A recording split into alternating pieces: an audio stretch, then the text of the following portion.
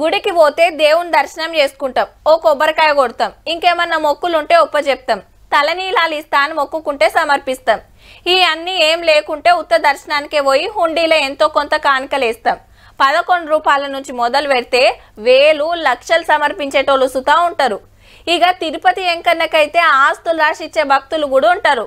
కానీ అందరు భక్తులు అది ఒక లెక్క, గీ భక్తప్పది ఇంకో లెక్క ఉన్నదుల్లా.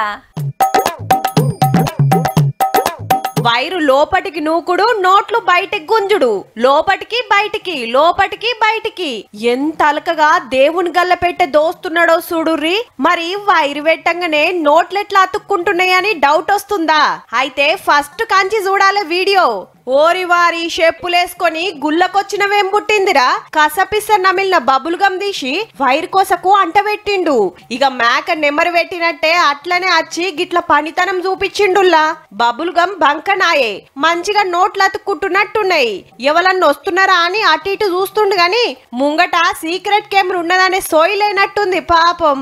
ఆంధ్ర పశ్చిమ గోదావరి జిల్లా తోకలపూడి ఎంకన్న గుడిగల్లను గీతీర్ల దోసుకున్నాడు మనోడు. పర్తలెన్ని పడ్డాయో గాని గుడిని గుత్తకు పట్టినట్టే ఎన్నో మాటల మాయం చేసిండట. అరే ఏమైందని గుడోళ్ళు సీక్రెట్ కెమెరాలు పెట్టేటోరకు భక్త దొంగప్ప భాగోతం బయటపడ్డది. గిసొంటి అస్సలు ఎంకరేజ్ చేయొద్దు గాని బబుల్ గమ్ తోటి గింత అలకగా దోసుకోవచ్చని చూపించినవు చూడు, నీది మామూలు దిమాగ్ కాదురా సామి.